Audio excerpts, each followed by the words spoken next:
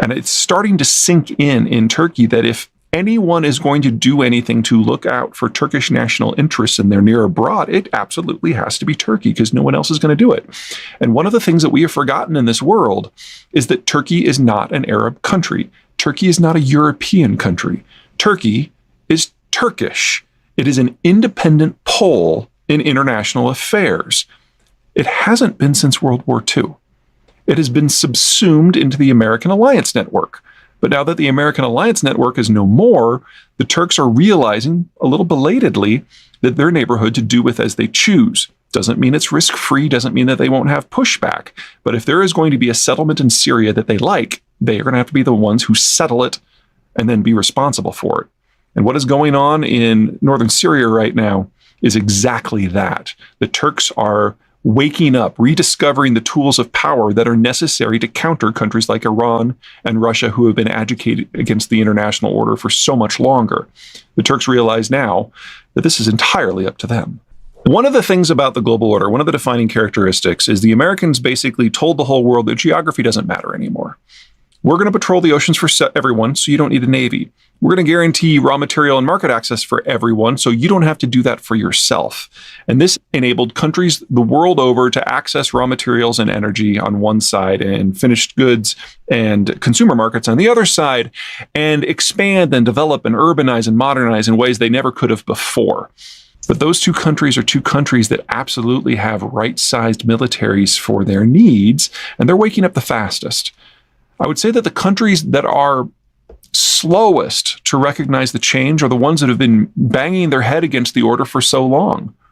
China has only been successful because the Americans have ended the imperial order and allowed global markets. The Chinese have never had the capacity to do that for themselves. They certainly don't now. Their navy is only capable of maybe capturing Taiwan. They can't protect super tankers in the Persian Gulf, much less cargo shipments going all the way to Europe or North America. They just utterly lack the capacity. But they're starting to believe their own propaganda, which is setting them up for a catastrophic fall. Well, the countries that have benefited the most are definitely Germany and China. I mean, here are two countries that are geographically constrained. Anytime that they tend to have an economic moment, they scare everyone around them into forming a coalition to tear them down. And so their moments in the sun historically have been brief to non-existent. What really sets these two apart now is how integrated they've become with the wider world and with each other in an era where the Americans have removed security concerns from the table. Put those security concerns back on the table, and everything that has made the German and the Chinese systems thrive in the past 70 years really goes away overnight. So we're going to see some spectacular collapses in those two countries in the not too distant future. For banging the head against the order, the better countries to look at are probably Iran and Russia. Now, the global order was formed to face down the Soviet Union, so the Russians are pretty obvious there. But Iran, the United States doesn't use a lot of Persian Gulf oil, never has. What happens is the oil flows out of the Persian Gulf to fuel global trade. And global trade is what gives the Americans their alliance network, and the alliance network is what gives the Americans their security. Well, the Americans are now defining security differently.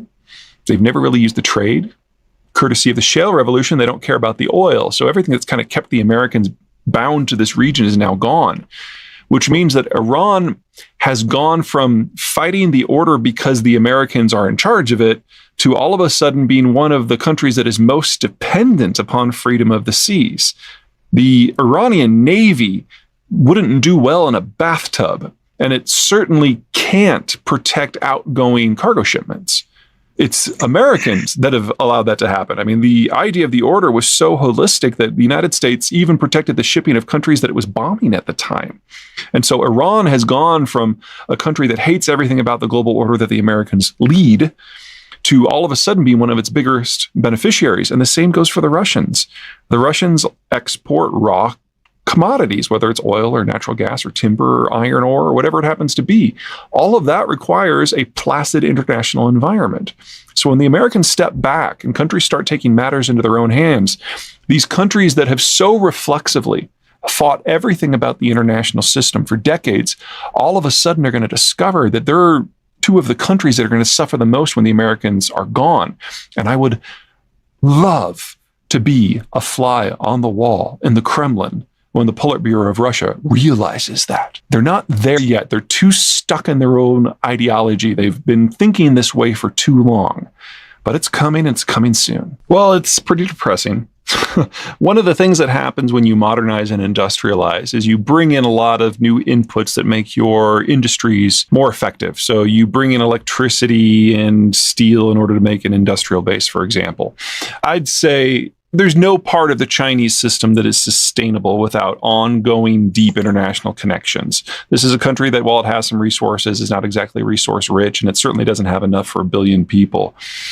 But the single biggest impact that is just going to be so dramatic that it's going to be painful is that about 80% of the world's calories that are produced with imported inputs, whether that happens to be diesel fuel or fertilizer or pesticide, that whole package.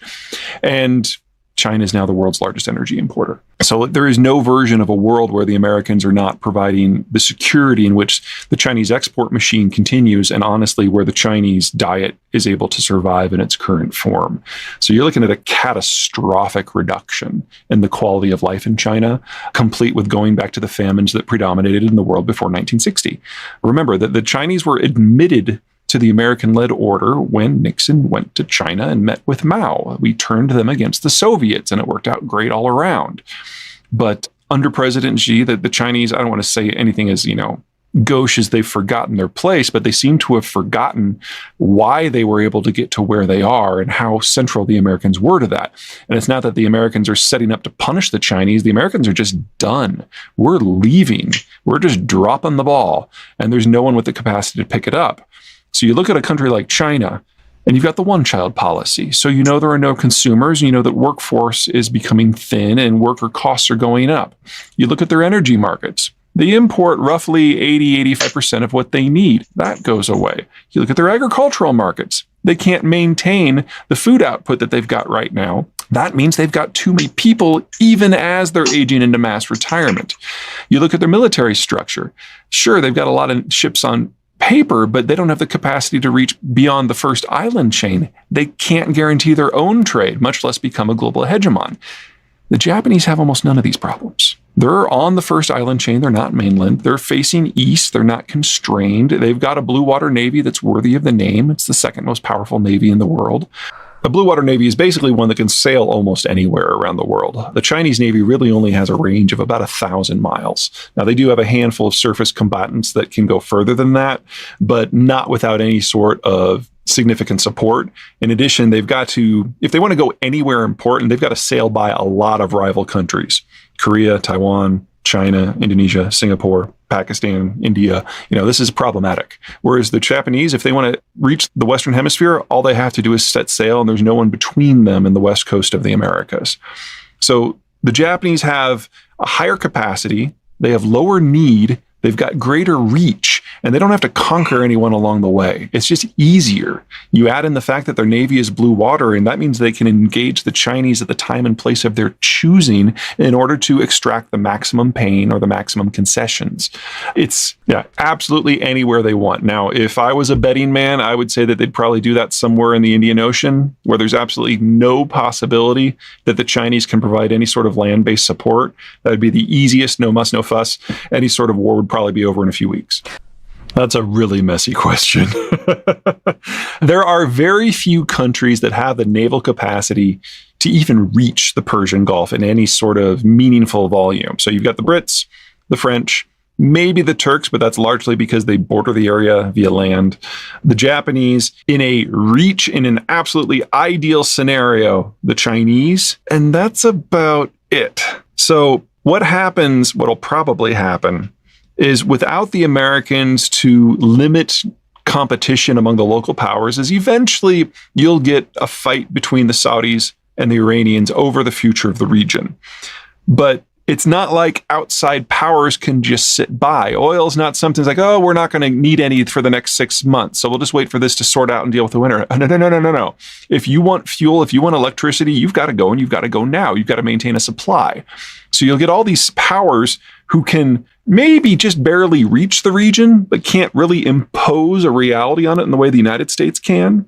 Keep in mind that the United States has had an aircraft carrier battle group in the Gulf almost constantly from 1950 until 2015. It's only recently that we've stopped doing that.